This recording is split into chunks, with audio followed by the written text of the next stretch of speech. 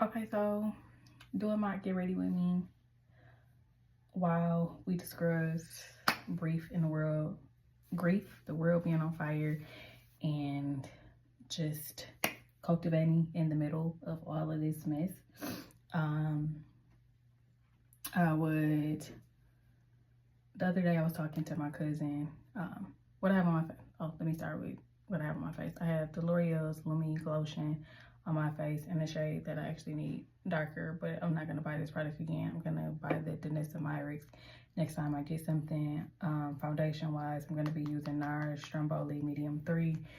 I'm going to try this technique that I seen this lady post on like how to do a makeup, no makeup, and make it look flawless. I think that this NARS is too dark right now. Lord, let the sun come. But what she said was to put some on your hand and to work it into the brush and then move it around. So we're gonna try that and see.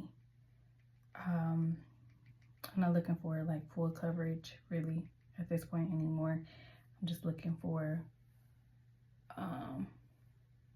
enough to have a face, you know, look like I came out the house ready for whatever I came out the house for, but also while not putting on a bunch of makeup.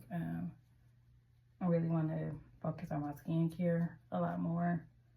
Not that I have bad skin, I actually have really nice skin, but I'm developing my grandma's hyperpigmentation.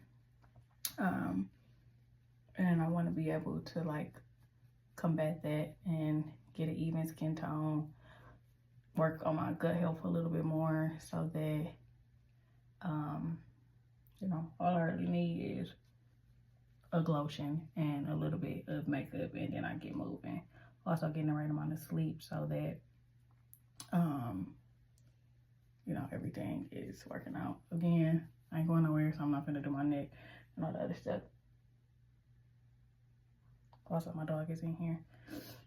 He don't feel well, so he has literally been living in my skin. Anyway, on to grief. So I lost my dad in September and the world is on fire. So I'm like, you know, yes, I acknowledge in the moments when I'm feeling blue, I let myself have it. I let myself cry. I cry a lot now, which is, it was a point recently where I couldn't cry at all. Literally very detached, very floating, very, very not here. So now I am giving myself like the grace to, you know, be sad and to have it. But in addition to that, I haven't given myself the space to like slow down and just unpack it really. And the other day, I was on the phone with my cousin. We were having an actual business meeting. And we were talking about, you know, where we like to be in this, like front of house, back of house. And I'm like, you know, I'm very much front of house. Like, I know how to work. I know how to work, but I also am good with people. Like, I'm good at talking to people. I'm good at making people feel comfortable. I love that stuff. So, like, you know, I was like, you know, because I get that from my dad. My dad is very much a front of the house person. He was a salesman, and just from the family, we just had that type of family that we're talkers. We are yappers. I am a certified yapper. That is my skill. That's my quality. And after I said it, you know, I sat there for a minute and I'm like, man, you know, dang, like my dad did. And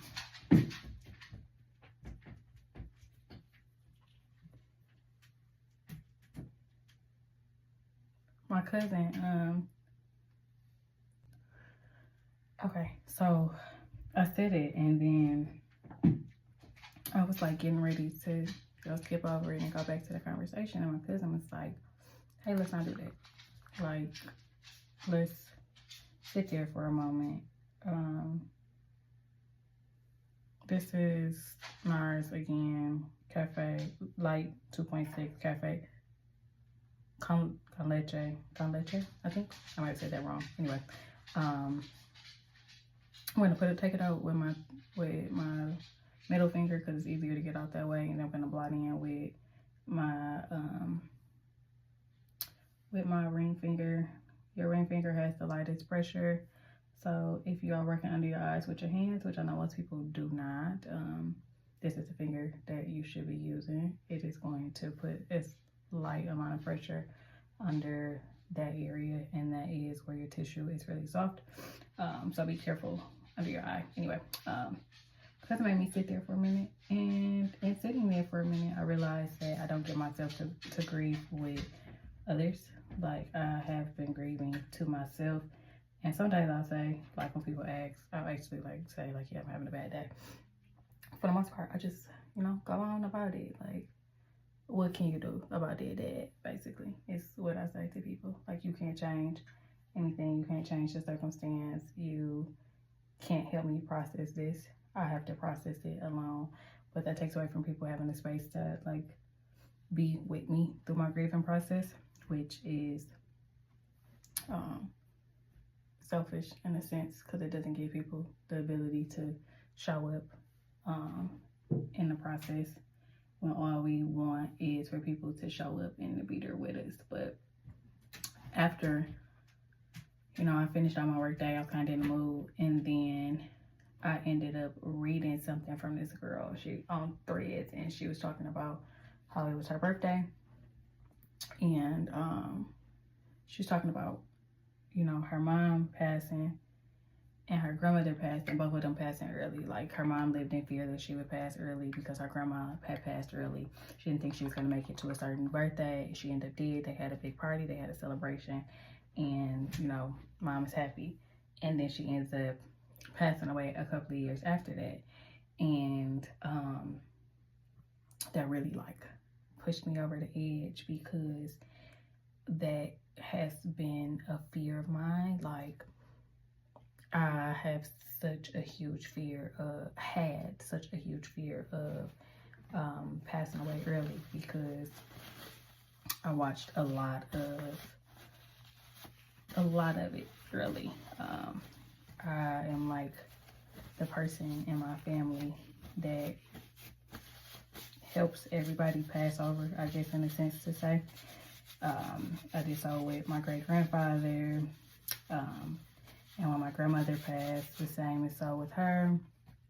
And my great-grandmother passed right after my grandmother, so it was like a heavy point and a heavy time. It was just a lot to embrace. And at that point, we still weren't a people of therapy, so it wasn't as if, like, my mom knew what to do with what happened. Like, she lost a lot.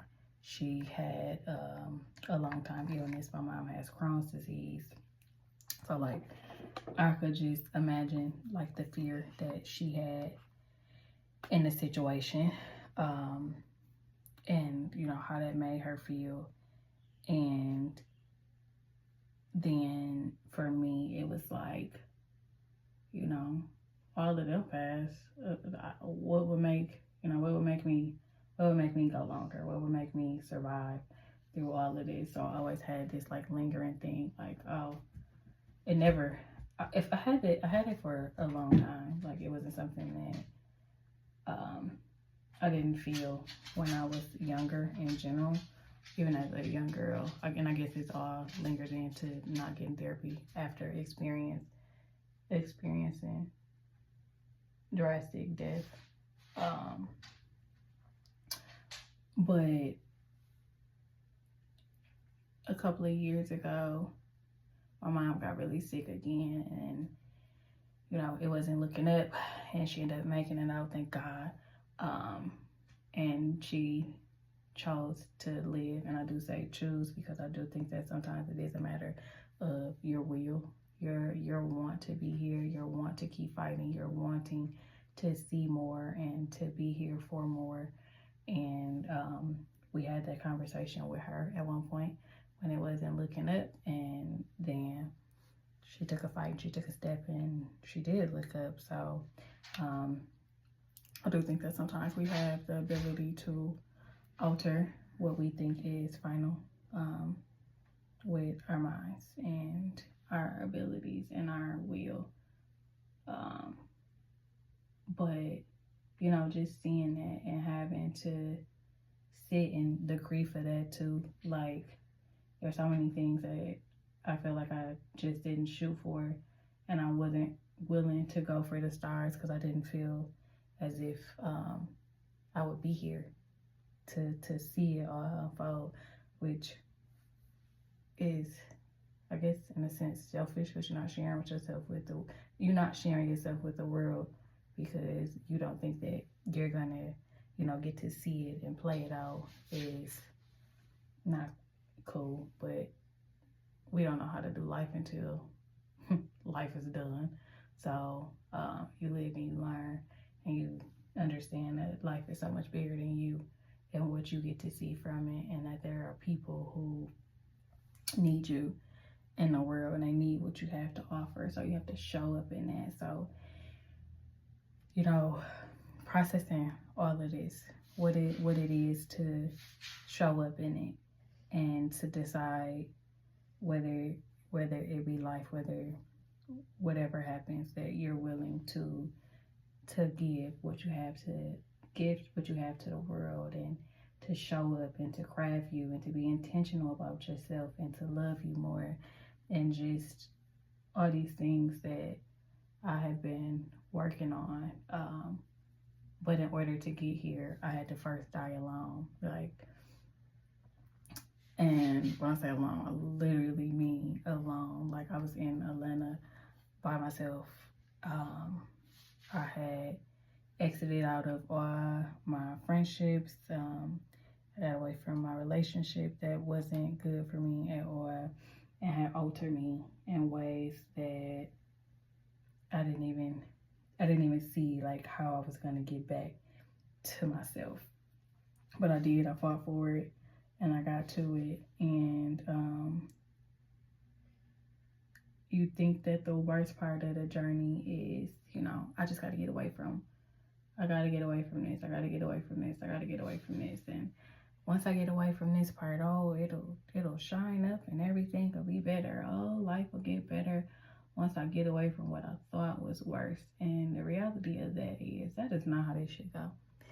We think that the worst of the situations is, you know, getting away from the things that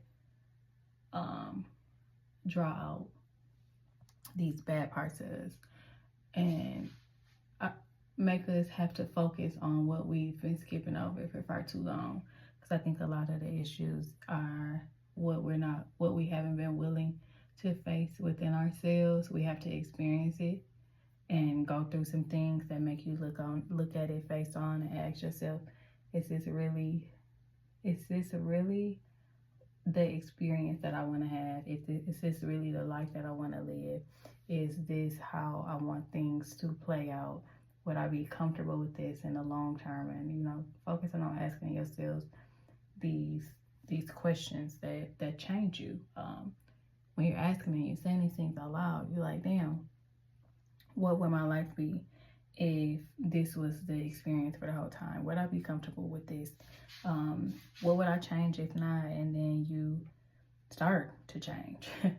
You start to focus on these different things, and, you know, you fight for yourself more, and you set these boundaries. But you have to be honest with yourself and say what you played in that first. And boy, does that take you down a dark tunnel, to have to look at all the times that you have given up on yourself, and you have played yourself short, and you have lost your way, you've lost your focus, you have given up yourself to, you know, for somebody else to benefit from you. You've played small and lived small. Even if you have fun in the middle of it, you just know that, like, there was so much more that could have been done. There was so much more that I could have given. There was a way out. And the only reason that I didn't have it was because I didn't see fit. I didn't see myself as a person deserving. I didn't see the qualities that I thought you needed to be, a person with these things and this light and with these opportunities. And, when you really have to sit with everything that brought you there and that made you this person, because something shaped you to be like that. Something in life altered you to where you thought that you weren't deserving of a bigger life, and that you weren't capable of achieving it. Whatever that thing is, you gotta fight your mind to get out of there. And baby, the body is a protector of you. And when you start doing things different outside of what you've always done, it is going to fight to bring you back to where you started. It's going to fight to bring you back to that space that you were in when you didn't think that you deserved more, and you had a war with yourself, and you experienced dying alone. There's nothing that somebody can save you from. It's nothing that somebody can prepare you for. It's just an experience that you have, and you gotta go through that shit. You gotta be willing to go through it, and that's also the hard part, because a lot of times we give up. We like, it's hard. Don't feel comfortable. There's no joy here. This is the Juvia's Place Blush Lily Glow. Actually, literally one of my favorite blushes. I think it's so pretty. I did not think that I was a pink girl, but boy, does makeup change my mind for pink. Might not be my favorite color to put on, but with makeup, pink is that girl. I ain't gonna hate on her no more. But anyway, you experience that, and after you have gotten out, you get to view yourself and your resilience, and you get to be proud of yourself, and see what you can accomplish when you put your mind to it, because healing you is indeed an accomplishment. Like, if you have not given yourself the space to say hell yeah, hell yeah, hell yeah for that, I hope that if you find this and you watch it, that you finally do give yourself the space and the grace to say how proud of yourself that you are, for one, embarking on the journey, and two, to continue on after you realize that it wasn't a walk in the park. Once you realize what you are going to have to bring up and all the darkness of your past that you are going to have to experience, and how you are going to have to say to yourself the things that you've let happen, and the things that have happened that weren't your fault, but you have to relive it to be able to move forward and forgive. And you work on that piece of bettering yourself. If you've done that, if you're in the process of doing that, if you're thinking about starting that, it's a journey, but it's worth it. It's beautiful. But with that, once I came out and I realized, one, what a state of paranoia I was in, and how I didn't want to be alone anymore, I came back to my hometown, which was already a hard decision for me to make, because I left here with the intent, like, oh, I'm never coming back. I'm never coming back here. Like, it's a dark cloud over this place, and I don't want to be a part of it. Like, I couldn't see my life here. I couldn't see what was here for me, other than my family. And boy, so much comes from you being willing to go back to the start, one, but also with you being willing to go put your roots back in the ground that you started with. There is so much so much enrichment in the soil that you start with. I think I need a smaller blush brush, but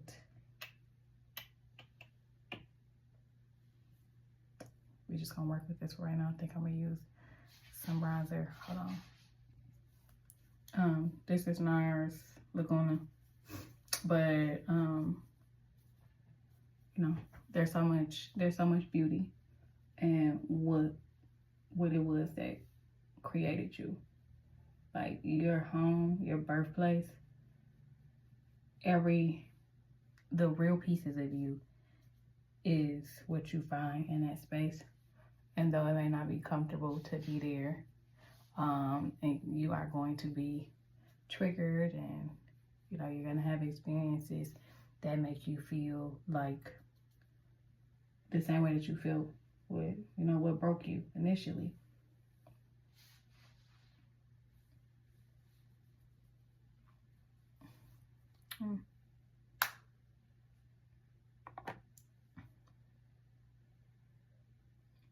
I don't love this. I don't hate this, but I guess that's the point of practice. I'm just about to finish it now. But this is also the Juvia's Place. This is their liner, Love Me.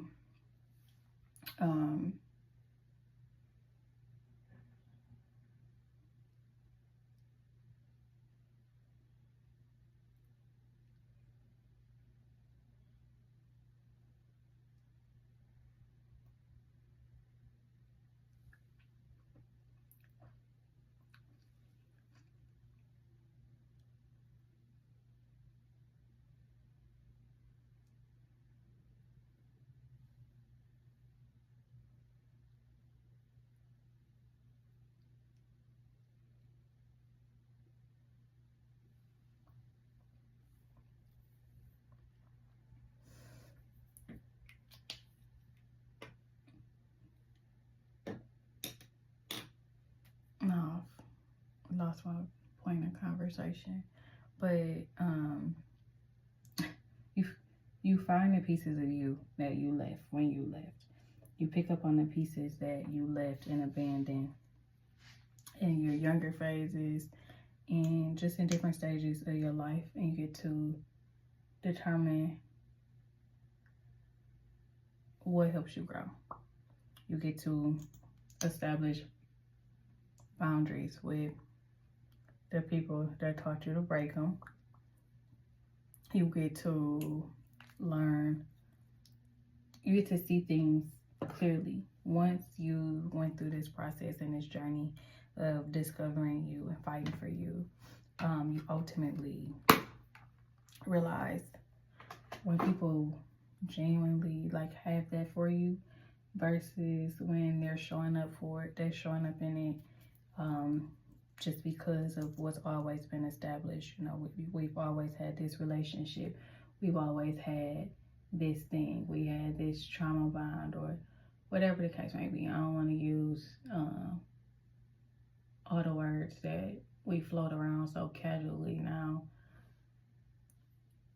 I think that you get to reestablish better. That's what I've experienced being home. And the biggest part of that was setting boundaries with my dad, because boy, we had very rocky journey. Like, it started off, my dad was my best friend as a kid. That was my music buddy, that was my movie buddy, that was my foodie. We cooked, we ate, we went places. Like, my dad or my mom didn't know how to let me be and how to give that space. My dad did, and he gave it, and I'm so forever grateful for that, because although there was much more that was needed, he gave what he could, is what I understand now. And I'm appreciative of that. But also got to see him in his natural habitat. So I got to like learn how to be like that. You know, I learned the skills of things from being able to be with him in his spaces. So it was all good. Then I got older and things changed. For whatever reason, we never got to have a conversation about it, but they did, and our relationship altered. And I've never been a back down kind of person in one way or another. Like, if it don't make me comfortable, I'm willing to remove myself. I'm willing to bleed out in order to not let you keep stabbing me. So when we would get to our moments where we weren't seeing eye to eye and we just weren't getting it, honey, I would cut the relationship. We're not talking. We're not